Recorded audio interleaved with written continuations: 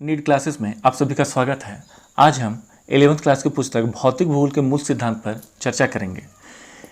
ये चर्चा होगी अध्याय 11 का, जिसका नाम है विश्व जलवायु एवं जलवायु परिवर्तन। यहाँ विश्व का अर्थ है पृथ्वी पर पाए जाने वाले 7 महादेश और 5 महासागर से, जबकि जलवायु का तात्पर्य होता है किसी भी क्षेत्र में यदि लंबे समय तक एक ही प्रकार का तापमान, आर्द्रता, वर्षण तथा वायुदाब रहे तो उसे जलवायु कहा जाता है। और जब इन चारों तत्वों में से किसी में भी यदि परिवर्तन होता है तो उसे जलवायु परिवर्तन कहा जाता है। क्वेश्चन नंबर 1 है, जलवायु का वर्गीकरण कितने उपगमनों के द्वारा किया गया है? तो इसका जवाब हो जाएगा C3। ये 3 उपगमन है। पहला उपगमन है वो है अनुभविक, दूसरा है जननिक, तीसरा है अनुप्रयुक्त। अनुभविक में मुख्यतः तापमान पर विशेष ध्यान दिया जाता है, जबकि जननिक में उत्पत्ति के आधारों पर चर्चा की जाती है, और जबकि अनुप्रयुक्त विशिष्ट उद्देश्यों के तहत प्रयोग में लाया जाता है। क्वेश्चन नंबर 2 है, कॉपर ने अपने जलवायु वर्गीकरण का आधार किसे बनाया था? तो इसका जवाब हो जाएगा A, वनस्पति। क्वेश्चन नंबर 3 है, कॉपेन अपने जलवायु वर्गीकरण में किसे ज़्यादा महत्व दिया? तो इसका जवाब हो जाएगा D, A तथा B। वर्षण के आधार पर कॉपेन महोदय ने एक जलवायु वर्गीकरण किया था, जबकि तापमान के आधार पर उन्होंने 4 जलवायु वर्गीकरण किया था। क्वेश्चन नंबर 4 है, कॉपेन जलवायु के समूहों एवं प्रकारों की पहचान करने के लिए किसकी सहायता ली है? तो इसका जवाब हो जाएगा A, अंग्रेजी का अक्षर। उन्होंने अपने जलवायु क्षेत्र को बतलाने के लिए अंग्रेजी के अक्षरों का प्रयोग किया। उन्होंने बड़े अंग्रेजी के अक्षर का प्रयोग किया और छोटे अंग्रेजी अक्षर का प्रयोग किया। बड़े अंग्रेजी के अक्षर में उन्होंने A, B, C, D और E को चुना, जबकि छोटे अक्षरों में F, M, W और S को महत्व दिया। क्वेश्चन नंबर 5 है, कॉपेन ने अपना जलवायु वर्गीकरण कब दिया था? तो इसका जवाब हो जाएगा C, 1918। आपके एनसीईआरटी किताब में 1918 ही दिया गया है। क्वेश्चन नंबर 6 है, A किस प्रकार की जलवायु से संबंधित है?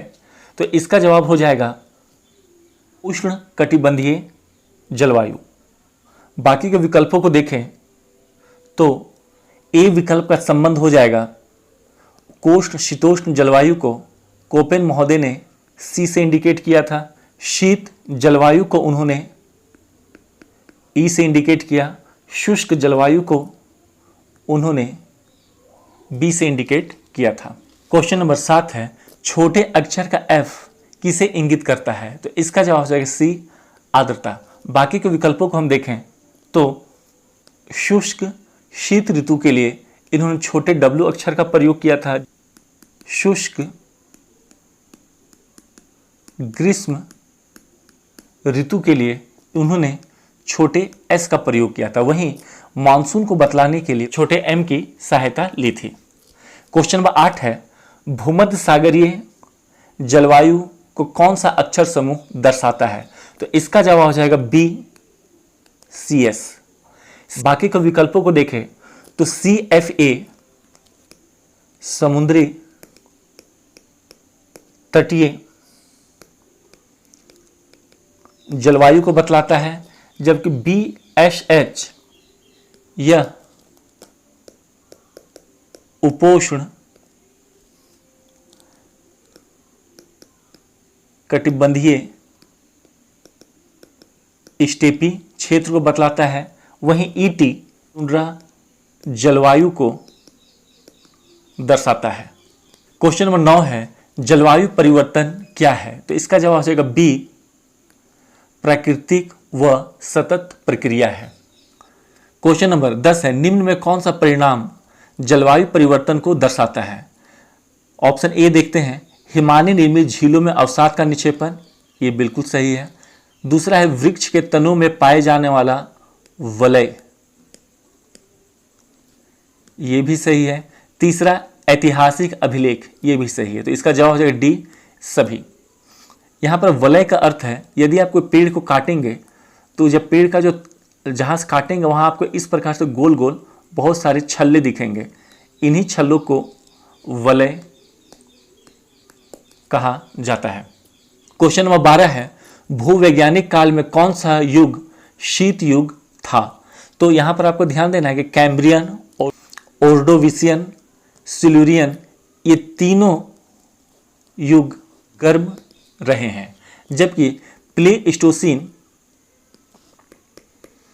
में हिमयुग आया था। तो इस आधार पर इसका जवाब हो जाएगा डी प्लेइस्टोसीन। इस हिमयुग के 4 नाम है, जिनका नाम है गूंज, मिंडल, रिस और लास्ट में उर्म। क्वेश्चन नंबर 13 है, धूल का कटोरा किसे कहा जाता है? तो इसका जवाब हो जाएगा ए यूएसए के वृहद मैदान। अगला प्रश्न है, साहिल प्रदेश का संबंध किस महाद्वीप से है? तो इसका जवाब हो जाएगा सी अफ्रीका। क्वेश्चन नंबर 15 है, 20वीं शताब्दी का सबसे गर्म दशक कौन सा रहा है? शताब्दी का अर्थ हो गया 100 वर्ष और जबकि दशक का अर्थ होता है 10 वर्ष। तो इसका आंसर हो जाएगा सी 1990 का दशक। अगला है, जलवायु परिवर्तन के मुख्यतः कितने कारण हैं? तो इसके मुख्यतः 2 कारण होते हैं। उनमें पहला जो कारण होगा वो है खगोलीय गतिविधि, जबकि जो दूसरा कारण है वो है पार्थिव गतिविधि। खगोलीय गतिविधि का अर्थ हुआ जो ब्रह्मांड या अंतरिक्ष के स्तर पर हो, और पार्थिव कारण मतलब हो गया जो पृथ्वी से संबंधित हो।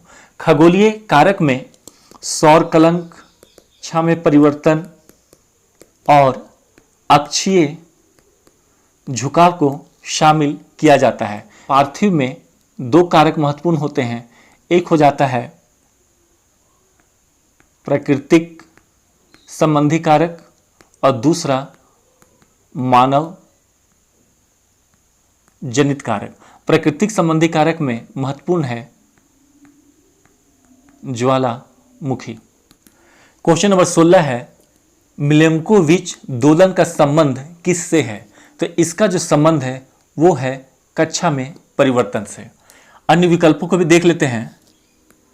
सौर कलंक का संबंध सूर्य में होने वाले ऊर्जा की मात्रा में परिवर्तन से है। वहीं कक्षा में परिवर्तन का अर्थ होता है, जैसा कि आपको पता है, ये हमारा सूर्य है और इसके चारों ओर सभी ग्रह चक्कर लगाते हैं। तो जिस पथ पर वो चक्कर लगाते हैं उसे ही कक्षा कहा जाता है। और जब कक्षा में परिवर्तन होने का अर्थ है कि इस पथ में है, जिस पथ पर ग्रह चलते हैं उसी में परिवर्तन हो जाता है। जबकि अगला जो विकल्प है वो है अक्षीय झुकाव। जैसे कि ये मान लेते हैं, जैसा कि हमें पता है कि पृथ्वी 23.5 डिग्री झुकी हुई है, तो हो सकता है 1000 या लाखों साल के बाद इसका झुकाव बढ़ भी सकता है या इसका झुकाव घट भी सकता है। तो क्वेश्चन नंबर 17 है, एरोसोल का संबंध किससे है? तो इसका जवाब हो जाएगा ए ज्वालामुखी। जब ज्वालामुखी का उद्गार होता है तो इससे कई पदार्थ निकलते हैं, उसमें से एक पदार्थ होता है एरोसोल, और एरोसोल धुएं के बादल के रूप में पूरे वायुमंडल में फैल जाता है और इसके फैलाव के कारण सूर्य की जो किरणें हैं वो पृथ्वी पर नहीं पहुंच पाती हैं, जिसके कारण धरातल पर तापमान कम हो जाता है। क्वेश्चन नंबर 18 है, वे गैसें जो विकिरण के दीर्घ तरंगों का अवशोषण करती है क्या कहलाती है? तो इसका जवाब हो जाएगा डी, ग्रीन हाउस गैसें। जैसा कि हमें पता है, सूर्य से जो किरणें धरातल पर पहुंचती हैं वो लघु तरंग के रूप में होती है, और जैसे ही पृथ्वी से टकराती है तो यह दीर्घ तरंगों के रूप में परिवर्तित हो जाती है। तो वायुमंडल में बहुत सारी ऐसी गैसें हैं जो इस दीर्घ तरंगों को रोक लेती है, और इस दीर्घ तरंगों को रोकने के कारण ही पृथ्वी का औसत तापमान बना रहता है। क्वेश्चन नंबर 19 है, मुख्य ग्रीन हाउस गैसों की संख्या कितनी है? तो इसका जवाब हो जाएगा बी, 5। मुख्य ग्रीन हाउस गैसों को दो भागों में बांटा जाता है, पहला मुख्य और दूसरा अन्य। मुख्य में जो पहला है वो है कार्बन डाइऑक्साइड, जिसे CO2 से भी इंडिकेट करते हैं। दूसरा है क्लोरोफ्लोरोकार्बन, इसे CFC से इंडिकेट करते हैं। अगला है जो मुख्य ग्रीन हाउस गैस है वो है मीथेन, इसे CH4 से दर्शाते हैं। अगला है नाइट्रस ऑक्साइड, इसे N2O से दर्शाते हैं। और लास्ट में इसमें आता है ओजोन, जिसे वो 3 से दर्शाते हैं। नाइट्रिक गैस, जिसे NO से दर्शाते हैं। और अगला जो अन्य गैस के अंतर्गत आता है वो है कार्बन मोनोऑक्साइड, जिसे CO से दर्शाते हैं। क्वेश्चन नंबर 20 है, वायुमंडल में किस ग्रीन हाउस गैस का सांद्रण सर्वाधिक है? तो इसका जवाब हो जाएगा ए, कार्बन डाइऑक्साइड। क्वेश्चन नंबर 21 है, कार्बन डाइऑक्साइड का कुंड किसे कहा गया है? तो इसका जवाब हो जाएगा सी, वन और महासागर। क्वेश्चन नंबर 22 है, ओजोन का सर्वाधिक ह्रास कहाँ हुआ है? तो इसका जवाब हो जाएगा बी, अंटार्कटिका। ये जो ओजोन का जो ह्रास होता है, इसके पीछे जो सबसे बड़ा कारण है वो होता है CFC अर्थात क्लोरोफ्लोरोकार्बन। क्वेश्चन नंबर 23 है, क्योटो प्रोटोकॉल की उद्घोषणा कब की गई है? तो इसका जवाब हो जाएगा डी, 1997 में। जबकि 1992 में ब्राजील के शहर रियो डी जेनेरो में पृथ्वी सम्मेलन का आयोजन किया गया था। क्वेश्चन नंबर 24 है, पृथ्वी के धरातल के निकट वायु का औसत वार्षिक तापमान लगभग कितना होता है? तो इसका जवाब हो जाएगा बी, 14 डिग्री सी। अंतिम प्रश्न है, 20वीं शताब्दी का सबसे गर्म वर्ष कौन सा रहा है? तो इसका जवाब हो जाएगा सी, 1998। इस अध्याय में ये काफ़ी इंपॉर्टेंट चीज़ है, इसमें सभी को एक बार आप अच्छा से पढ़ लेंगे।